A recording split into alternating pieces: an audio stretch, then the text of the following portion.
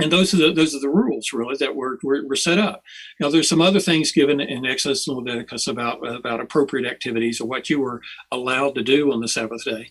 But in New Testament times, according to Josephus, the Pharisees had really raised this to an art form.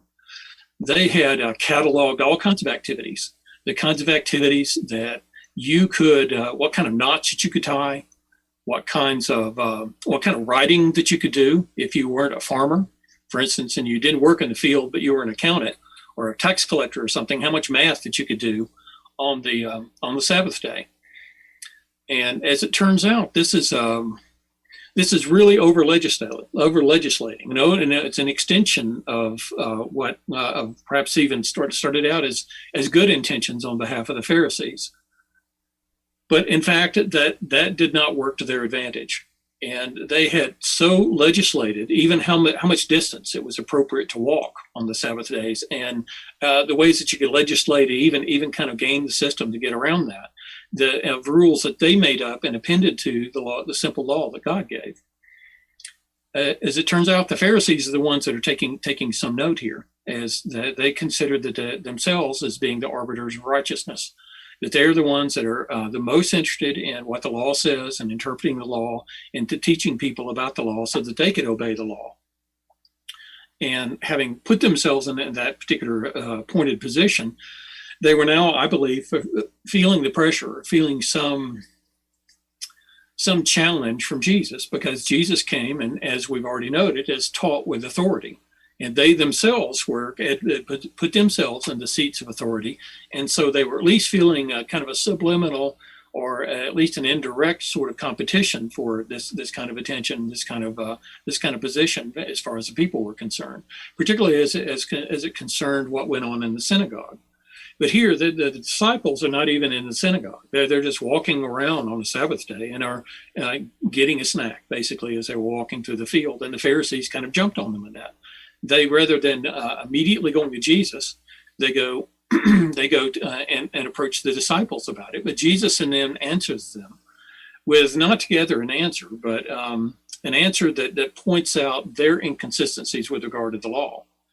That he cites this situation that is cited for us in 1 Samuel, the 21st chapter.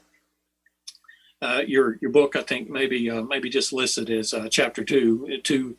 It begins at 21 verse 6 and following, or the first part of chapter 21, in which David, on the run from Saul and hungry, goes to the tabernacle and gets basically the showbread, the bread that was in the tabernacle that was meant for consumption by the priests, and prevails upon the priest there to give him that bread that he eats and he shares with his men. This bread of the presence, as it's called in this particular passage in chapter 6 and verse 4.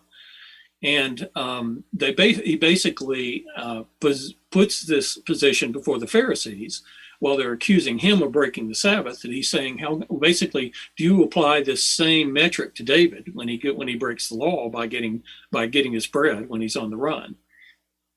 And of course, the Pharisees and people of that time that would be very slow to criticize anything that David did, that the scriptures didn't criticize overtly. So he's basically pointing out their particular inconsistency in this regard.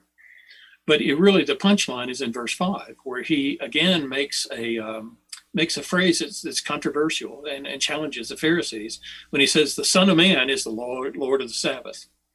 Well, the Son of Man is his title, this designation that he uses for himself. He's used it in the previous chapter. And he's using it for in this chapter. And by claiming to be the Lord of the Sabbath, he's making a not very subtle claim to being God. Is that that God was the Lord of the Sabbath. And what he's kind of claiming the right to do here is not to be bound by Sabbath law. As God wasn't bound by the Sabbath law. God instituted the Sabbath for the benefit of his people. And the people, as part of their covenant agreement with God, were bound to obey the law as it was given, and that included honoring the Sabbath day. But Jesus, technically, as his primary, his identity as God, really he's exempt from laws. He's exempt from any law that God himself didn't bind. And I don't mean bind to men, bound to obey himself. And God is only subjected to his own will. There's no other power, there's no law, there's no rules that apply to God that is higher than his will. And he is not, technically speaking, bound by the rules of the Sabbath. But the people, his people are, as part of their covenant relationship with him. And Jesus is his mission to fulfill the law, to be an example of an obedient lawkeeper who was bound to keep the laws of the Sabbath. But that was a responsibility that he had taken on himself as part of his mission as the Son of Man. And he ties all that together here. And again, kind of tweaking the Pharisees because he's demonstrating a superior understanding of the Sabbath than they have, a more consistent, a more whole understanding of Scripture. And again, he's making this claim to be God, to be the Lord of the Sabbath, to be on a par with God. And this doesn't go over this as you might expect. It doesn't set very well with them, because now they're actively beginning to campaign is to think how they might and watch him and to try to see what he's doing to trip him up or to criticize him or to remove him in favor with the people. On this other Sabbath, a little later on, he goes into the synagogue and he's teaching there in the synagogue, and a man approaches and within Jesus' sight with this withered hand. And the Pharisees here started watching him. The scribes and the Pharisees and their allies, the scribes, started watching Jesus to see what exactly he would do with this particular guy. In particular, whether or not he was going to heal him, as it was his habit to be able to heal people who came to him who were infirmed. They're wondering if he's going to show restraint, or is he going to just flaunt the law and heal him, perform work on the Sabbath day, right in the synagogue in front of witnesses. And Jesus here knows their hearts, and he knows that their motives are hardly pure. It says actually in verse 7 that they're watching him not to see this great work or to see what he's teaching, but they're keeping a close eye on it because they want to trip him up. They want to find some kind of a reason to be able to accuse him or to trap him or to diminish him in the sight of the people. Jesus has a profound advantage here, is that not only does he have superior knowledge of all the teachings that they would try to impart and a better understanding of the law than they do, but he also can read their hearts, and he knows what they're up to. And sensing that, he cuts right to the chase. He asks the man to come, not merely be in the presence, but ask him to come forward. And he stands there before him, and he's standing before Jesus at Jesus' instruction. And Jesus then turns to the Pharisees, not to the audience here, but he turns to them in particular and poses the big question.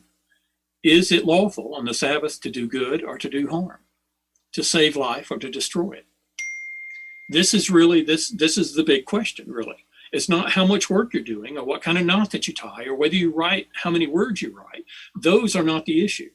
The real issue is, are you going to, what are you allowed to do on the Sabbath day? And Jesus here challenges them with this idea about doing good. Is it, in fact, against the law? Is it breaking the law to do good? Later on, we'll see, not this lesson, but in our studies, there's a much more pointed lesson about this where Jesus is having the same kind of discussion with the same group of people. And he points out to them, if one of your children were in trouble, one of the animals that you own were in trouble, and fell into a ditch and needed your aid, you would not withhold it on the Sabbath. And he just states that as a fact. It's not a matter of, would you or wouldn't you? He just states it as being ordinary, normal human behavior. And in fact, Jesus here is pointing out that the law, the Sabbath law, is not, it doesn't exist for to try to exempt you from doing what you ought to do. That really what the law has to say about doing good would be allowed on the Sabbath day, even if you haven't managed to break a sweat, even if it appeared that you were working or you were doing something that had benefit.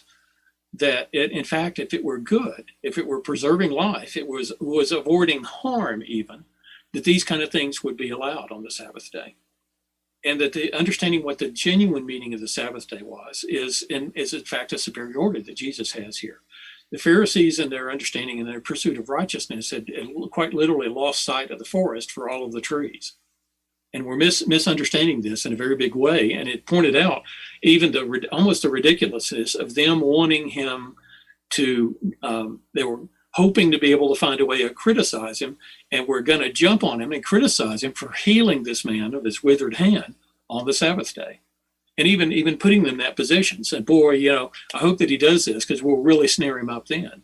Not realizing the fact that for this guy, this was probably the best day of his life. For this guy with the withered hand, this is very probably the very best day of his entire life up to this point. And they were completely losing sight of that. They were completely losing sight of the good that Jesus is going to accomplish in doing this. And so he poses this question to them and not getting an answer. He's looking around at them. And so not getting a reply, he says to the man, stretch out your hand. And his hand was restored. Jesus didn't touch the hand. It doesn't say that he does anyway. He says he doesn't really. He basically says stick out your hand. I guess it was maybe in a sling and it was withered up, maybe not very kind of gross and wrapped up, not very good to look at. But he just stretches out his hand and it's whole instantly. Again, the very best day in this guy's life, surely. And that's rather than seeing any joy in that or gathering any good from it, verse 11 says that they're filled with fury.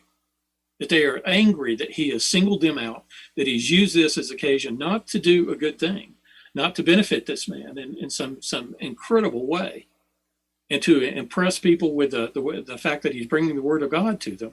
But they are, in fact, at the fact that they've been shown up. And even though Jesus he's not mean to them here. He doesn't disadvantage them and disparage them like he's going to do at other places. But they very pointedly realize that they have challenged and been bested, that Jesus has demonstrated a superior position than theirs, and all they can see is a disadvantage to them. And then they began plotting. They began discussing with themselves as to what they might do with Jesus. And I don't think this is, boy, I wish we could get him in a dark alley and turn our police loose on him. I'm thinking it's, what are we going to do? How we're losing ground, or what should we do to, what kind of plans can we make to undermine him, or to make the people less interested in him and his teachings? Obviously, they're feeling the challenge, and we're seeing from some initial popularity and some not very organized resistance to perhaps more pointed, more deliberate watching of Jesus to find fault. And a more deliberate opposition is now, I think, growing as being evidenced here by the Pharisees in these instances. First of all, outside the synagogue, and then, in fact, in the synagogue itself.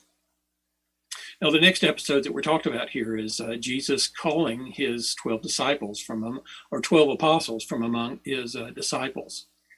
The author asks us to contrast these two groups. And I think we're going to get a good definition at the end of the lesson as to what constitutes a disciple, is what the overriding behavior is. But the disciple is a follower, an acolyte, someone who is attracted to and a learner about particular teachings. It could be a kind of a disciple that's just learning. But then the habit was, when you found a teacher, you found someone that you wanted to learn from, you would live, quite literally follow them around. You would live with them. You would be an entourage. You would follow them from place to place. You would listen to their teaching. You would perhaps help support him. That you and a community of other fellow learners would be his disciples and followers at this point. John the Baptist had followers like this. Some of Jesus' initial apostles, some of his initial disciples came from John's disciples. But now it's getting to be a large enough group here that Jesus then separates. He calls these few out, these 12, and identified them as giving them special assignments. As an apostle, they were distinct from all the other disciples because of their calling. Like, quite literally, Jesus separating them out, calling them to be his inner circle. Not that it would ever be intruded on, there wouldn't be anybody else in it or would intersect with it, but that these are I guess, going to be his advanced students. They're going to have more access to him. They're going to have more access to him in more different places. And he's going to devote special energies into teaching them, with the hopes that they'll become closer to and more of they'll master his teachings. And he'll talk about that in the lesson to come. I mean, in the little later on in the chapter. And these are being set aside in this different set of words as disciples, meaning basically a follower or learner, and the apostle as one sent forth, an ambassador, one who is sent on behalf of someone else. And so these 12 are going to be given and have different expectations than the other disciples, the other people that will be following Jesus. And he's going to spend a special amount of time with them. They're going to have special grooming, special access to teachings and insights that they're going to see that other people won't. Many of these names, again, if you've been looking in some of the other Gospels and such, and these, particularly the first section of these names, are going to be familiar to you. They're the brothers Peter and Andrew, and James and John, and Philip and Bartholomew. Those are we're having more directly connected with being followers of John, as well as the additional, and Matthew, who we had identified in our earlier in the previous lesson as Levi, as well as Thomas and James the son of Alphaeus, Simon the Zealot, and two Judases, Judas the son of James and Judas Iscariot. Some of the translations literally say when they refer to Judas the son of James as Judas not Iscariot. So there are two Judases there. There's some name collision even within this brief set of apostles. And Simon, that the two Simons that we have here, one of which has already been set aside at this point and been renamed as the Rock, or Peter. So and we have them identified here in Jesus, and this borne out in this part of Luke's testimony to try to describe is that when he's going to refer to the 12 or refer to apostles, is to introduce us as the readers of this history as to who these guys were and something about their backgrounds. That having now moved, I think, into a very public part of his ministry and gathering followers, and even getting and declaring this kind of inner circle. Now Jesus is going to be given the opportunity to expand his audience. And beginning in verse 12, we're given the introduction to the occasion, this teaching a very large number of people. And exactly where this is maybe some controversy about that. Because of the teachings that are in this particular lesson, many people automatically put this in as a retelling of the Sermon on the Mount that we read about in Matthew, the 5th chapter.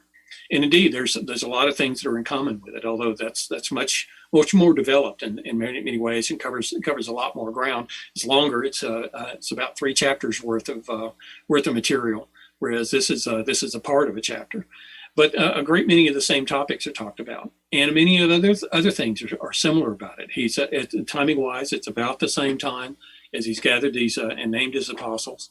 The setting though is different, and the Sermon on the Mount is one in which Jesus kind of goes up on this mount to teach. And the idea is that he's up and above the people, kind of like the scenario that we looked at in last chapter, where he's in the boat in the water in kind of an amphitheater, so that more people could gather up to the water's edge and on the shore to have access to be able to hear him. And in this particular case, though, it's described there as a level place or a plain, if you have the King James Version and some other translations. But a great crowd of people, and it's diverse people here.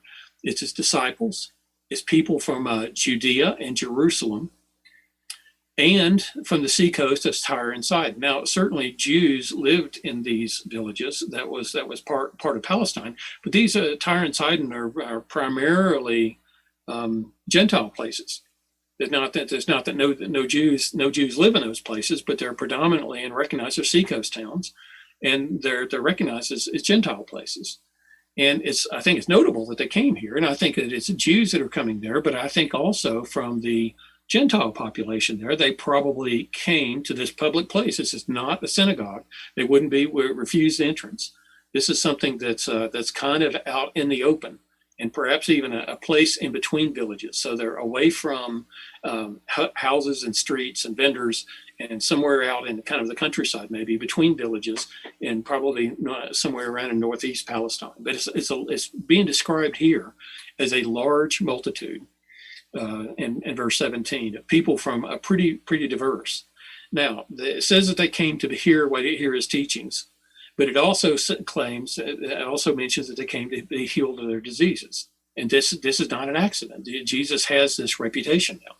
There are people that are deliberately seeking him out, like the paralytic man's friends, and still others, perhaps like this, the man with the withered hand, that have come specifically in the hopes that he will take pity on them, or like the leper we studied about in the previous lesson, who sought him out so that they'd have an opportunity to be healed, as recognizing someone wielding great power from God, be able to be healed from infirmities. And that's a motivation for the people that are come here. There's also people here that are troubled by unclean spirits. And that's a different kind of illness, but one that's a spirit that's supernatural in nature rather than physiological. And that they are also having the opportunity of having their conditioned remedy, their condition cured by coming and being in the presence of Jesus. And this crowd is really pressing on them. They think they're convinced that if they can get close enough to get his attention, to touch him, even that they could have a dispensation of his power. And Jesus isn't a magic stone that if you touch him, you're sure to be healed. But if you believe that, that's certainly an expression of faith, that you want to be that close to him, and you want his touch. If you believe that his touch is going to heal you, that is certainly an expression of faith in his abilities. But it says here that all these people that came to see him, for whatever reason that motivated them to come to see him, it said the power came out from him and healed them all. So this is a fantastic circumstance already. Jesus is using the occasion, and he's gathered these people to teach them. But a good many of the people have come for reasons other than just to hear his teaching. And in fact, they're leaving satisfied. He heals. It says that he healed them all. However whatever great multitude this was, it said they healed them all. Now, again, for some of you that feel the need to overlap this, or to say this must be because of the similarities and because of the similarities of teaching, this must be a shortened version of the Sermon on the Mount. Let me suggest to you that I don't know of any preacher anywhere who has never reused sermon material. And particularly if it's good stuff like this, and this is genuinely good stuff. This is amazing, awe-inspiring, thought-provoking, challenging, amazing material. Truly set Jesus apart from the rest of the teaching of the other people, and just the moral standard that he's suggesting, that he's imposing, that what he talks about behavior, what it means to be in the kingdom, about the shift in people's perceptions that's going to have to occur to appreciate the kingdom. All of this is just amazingly good stuff. And yes, it does overlap a lot with the Sermon on the Mount, but the Sermon on the Mount was unlikely not the only time that Jesus made those points. And in fact, you can find many other instances in the Gospels where he retreads that material in a gentle way. Starts out by a very, very short version of the Beatitudes. And our author calls our attention to, is Jesus really calling for a social revolution here, some kind of a attention to meeting all the physical needs of men and stopping their suffering, and particularly redistributing the wealth of society so that the poor are cared for, and that there's not that great disparity between the people that are very wealthy and the people that go wanting all the time. It's true. He starts out here talking about, blessed are you who are poor. And he says, for yours is the kingdom of heaven. And that he does promise that they will, if you're hungry now, that you'll be satisfied. And if you weep now, you shall laugh. But he goes on later on to say that great is the reward in heaven. And that is, in fact, and when he's talking about, is not just their physical needs. Their physical needs as an answer to prayer or people's kindness to them, which could still be met. But he's not calling for the government to grow a conscience or to have some kind of upheaval in their social order so that they can remove poverty from their midst. That isn't the call, but the call is for this shift in spiritual things, this shift into being citizens of the kingdom of heaven, not citizens of Judea, not citizens of Rome, but the kingdom of heaven, for the promises and the blessings that are promised in God's kingdom, as opposed to a physical kingdom. And so, as he's talking about some things here that are upending the social order, but not in the way that he's talking about like a new Green Deal for Judea. It's revolutionary like that, but it's not the same kind of thing that is being pitched here.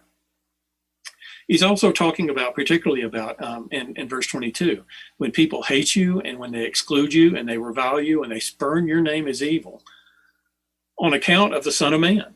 And so it's not that people are bad mouthing you because you're evil and wicked and you say and do mean things, but when you are, in fact, on behalf of the Son of Man, that you are embracing the teachings from Jesus, and you're following them and attempting to change your life, and people say bad things about you, and they think bad things about you, that you, in fact, are blessed, because this is exactly the way that they've treated other people who were righteous before you. Rejoice in that day and leap for joy, for behold, your reward is great in heaven, because that's the way that their fathers, that the people that are being mean to you, that are disparaging you, that are saying terrible things about you on my account, that's exactly the way that they treated their prophets. And their fathers, the heritage, their fathers being the Jewish people, have this long history of disregarding the messages of the prophets and treating them poorly.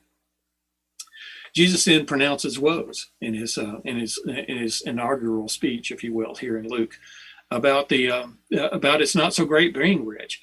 As you might expect, the society of the first century honored rich people. That people who were rich were just automatically kind of assumed to having the implicit blessings of God. And they enjoyed power, and they enjoyed comforts, and they enjoyed influence, pretty much like all societies, like our society, like the society before this one. Basically, this is mankind's value system. And all the societies, all the governments, all the social thinking done by man has always honored this. And that was the mores, that was the thinking in the first century. It's still present now.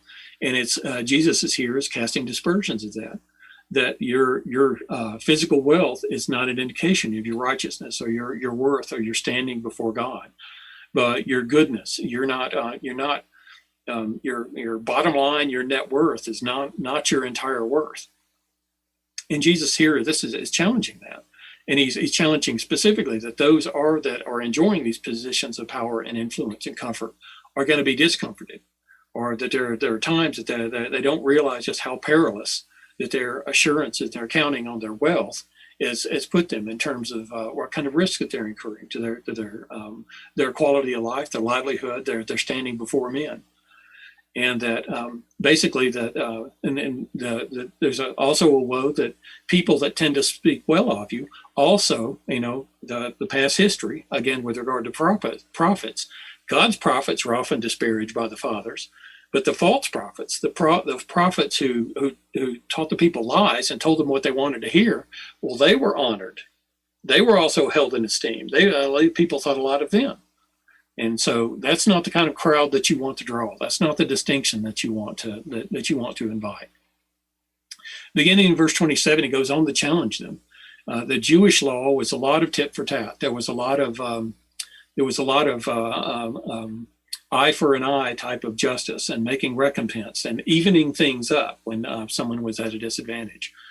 And Jesus here is challenging to go beyond that thinking, of not merely loving your enemies and doing good to your friends, because as it turns out, even the heathen do this. Even sinners do this. Even Gentiles do this. People that aren't even righteous behave this way. And so your righteousness shouldn't be in the measure of how well you treat your friends and your family and the people that you like. But rather, Jesus says, go beyond that. And this isn't something that the law never taught, that there are instances in the law about the kindness to stranger and about showing generosity and kindness to people who don't have the ability to pay you back. But that's not what people tend to associate with the law. They think of that more tit for tat, and what percentage do I need to do to honor this debt, or how much temple tax do I need to pay? What do I need to do to honor my commitments? And Jesus here is kind of blowing all that out of the water. He's saying, think beyond that. Think beyond just being even, being square on your balance sheet, because it's not a balance sheet. Ultimately, your righteousness, the amount of righteousness, the amount of good deeds that flow out of you are going to come from your heart, and not your ledger, not the scorekeeping that you're doing now. It's about what you can do and what kind of misery that you can deal to your enemies and still get away with it, or how good do you have to treat people to be acceptable. Jesus here is kind of turning that on its end and basically saying, don't think about, how good, or trying to keep up with some standard that's published or accepted teaching, but think about what is genuinely good. Thinking about the source of goodness and where it comes from, and how you basically work to correct on the inside, that you get your heart right, and then the good deeds will just flow out of that naturally. So he's really challenging. It's a big challenge here, and a lot of this does parallel the teaching in Matthew 5 and 6. But the idea really about who you pick to be nice to, who that you're good to, who that you show favor to. And to the extent that you limit that just to the people that like you or the people that treat you well, is pretty shallow. And that's a natural tendency. This has to be taught away from us, because this is the way that human beings gravitate. You may think, no, there's goodness in people, but it has to be cultivated. It has to be prodded. It has to be cajoled by example. It has to be encouraged in this fashion for it to actually be able to work. Jesus is thinking about being our setting ourselves out and cleansing ourselves, preparing ourselves for service and righteousness, and then letting nature take its course. Not the kind of nature that drives us to the I'll be good to those that are good to me kind of nature, but getting a heart that has compassion, has empathy for others, and looks for an opportunity to serve others, and letting that nature just take its course. That when you have a heart to do that, when you have a mind already set to do that, then it's going to be a lot easier to bring about those good deeds and to show favor to those other people, and not just giving evil for evil and good for good. This isn't the kind of teaching that the Pharisees. It's not recognized as part of the law. Jesus is saying, as you've heard it said, or you've seen this by example, but I say you do this, that you reach beyond that. You behave better than people expect is the new normal. He's in a very familiar passage to us again here about in verse 37. It's just talking about being merciful. In verse 36, even as your Father is merciful. So don't let the standard be how the Pharisees behave, or how your neighbors behave, or even how your family behaves. But think about how God behaves. What kind of mercy do we want from God? We don't want him to keep track of some of our shortcomings and forgive others. We want him to forgive everything. We don't want him to hold anything against us. And to the extent that he's willing to be merciful to us when he doesn't have to, then that's the standard by which we're being asked to be merciful. And as part of that, then in verse 37, judge not, and you will not be judged. A very familiar, very favorite scripture from the Sermon on the Mount. And Jesus here then makes exactly the same point, that by the measure that we extend to others, we're also going to be judged. So if we think of ourselves and go pretty easy on our behavior, because after all, we're only human, and we're doing the best that we can, but we're harsh with others, that in fact is the measure by which we're going to be held accountable to. First of all, it's to God's measure, to God's righteousness. But even if, and by the law of conscience, or by the law of your judgment, that the judgment that you hold others accountable to, you will also be held accountable to. And by recognizing that helps us to be merciful, doesn't it? That helps us to get the right sort of mindset, to help us to be sympathetic and empathetic to others, and to be merciful of them, and find more place in our hearts for these kind of good deeds. Jesus here, it echoes that after at the end of verse 37, forgive and you will be forgiven. Like this mercy that God's going to talk about, and he'll talk about this many more times in his teaching. Give and it will be given to you. How much?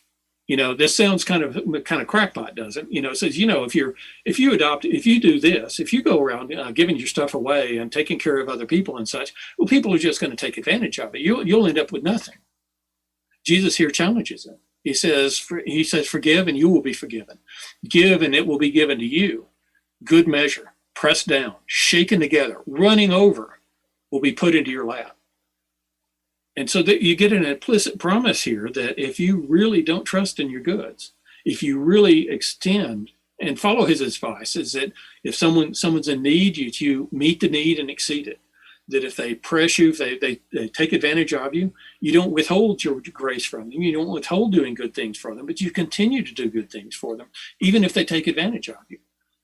And there's an implicit promise here that you're not going to do without, isn't there? This parallels that seek first the kingdom of heaven.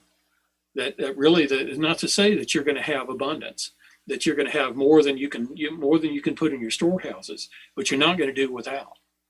And there's a hint here that, in fact, that as you do good things, that you're going to be entrusted to do even more good things, and that your life will improve rather than being running at a deficit, which is the natural tendency to think, oh, if I give all this stuff, I give my time, I give my stuff to other people, what am I going to eat? How am I going to provide for myself? And Jesus here is saying, you can have your faith in adopting this system will be exonerated. Go ahead and accept the challenge that at good measure, pressed down, shaken together, you won't just get by, that you will be taken care of, is an implicit promise that Jesus is making here. And again, for like the judgment that you measure, for the measure that you give, that you use, will be measured back to you. And if we really embrace this, if we really and truly believe this, how much better would our lives be? It's an implicit challenge here. All we can do is find fault with this teaching, even thousands of years, 2,000 years later. All we can see is the shortcoming here. And how many of us are willing really to swallow hard and take that leap of faith and extend ourselves to give it a chance? You know, maybe we did it one time. We did it once. You know, I tried that. It was a bust. It was a terrible. That was a spanking I won't soon forget. I'll never do that again. That tends to be maybe our tendencies, as having gotten rejected or not turning out too well, or we know of an instance maybe we didn't experience, we observed it in someone else. We're saying, you know, I've seen this at work, and it doesn't always work out too good. There's our tendency to talk ourselves out of it, encouraging them to say, just try it, extend yourself, dedicate yourself, make this shift in your life, this fundamental change in the way that you look at things, and just see how well it works. Dare I say it, it's another version of the come and see invitation. You know, the disciples were basically said, you know, we found him, we found the Christ. Come and see for yourself. Pretty much like the people in the people in this audience had done, coming from Jerusalem and Tyre and Sidon. They've been challenged. They came to see for themselves, and that's to be commended. And Jesus is encouraging for that. Along with the kind of corrective things, he's also then giving this warning about the judging and the attitudes that we have here, and it suggests to them against a couple of parables about the blind leading the blind. Obviously, that's not going to turn out too well, because both sets of people are disadvantaged. And also then that takes some preparation. To avoid that kind of disaster, you need to have your eyes wide open and to really evaluate things, so that you aren't just making a blind faith here, but you're taking a measured faith. You're making a measured conclusion of having thought through Jesus' teaching and said, you know, I can kind of see that could work, and beginning to apply it to your life in a hopeful, purposeful way to be able to demonstrate to your satisfaction that it does work. As opposed to just accepting something blindly, because that without that kind of reasoned approach can lead to disaster. He then there talks about the disciple not being above his teacher, but when everyone is fully trained, they'll be like his teacher. And so that kind of gives an import to what he's been talking about at the very beginning here of setting aside his apostles, that he's going to work hard specifically on them. But all the disciples, the people that are following after him, as they learn and they put the teachings into practice, they become as practiced and efficient and as proficient at it as the teacher does. And that's the natural progression, and that's the hope that with these recipients of this teaching. He then now shifts back to the passage that we associate with the judge not lest you judge, with this kind of comical illustration of the person that sees someone with a stick in their eye, and they are a speck in their eye that they need some help with, but you know, they themselves have a stick in their eye, and they're kind of, you know, this kind of comical thing where you think about this stick that's kind of a board or twisted, you know, like a tree limb or something sticking out of your eye, and then someone kind of approaching someone else and say, hey, you got a little something in your eye here, let me help you with that. And it's almost this comical kind of a scenario here, where it's the practicality of that. So take the stick out of your eye, remove your impediment before you go to work on the person that has a speck in their eye, which is something that still needs to be taken care of. but that you need to appreciate your position in that, and that you don't, despite your desire to help, you may not be qualified, you may not be able to render the help that you want to because of your own shortcomings that you're quite literally blind to, that you're overlooking. He then talks about, again, that in verse 43 through 45 is so simple, such basic teachings, and an observation about, you don't get strawberries from the thorn bushes. You don't, you get good fruit from trees that bear good fruit. Now, bad tree, and this doesn't mean it's a tree that's not a very good growing tree. Still has it could produce good fruit by accident or by kind of luck or unfavorable circumstances. But if it's a withered tree, if it's grown poorly, it's not watered well, if that's what's making it bad, its likelihood of producing fruit in any quantity is pretty low.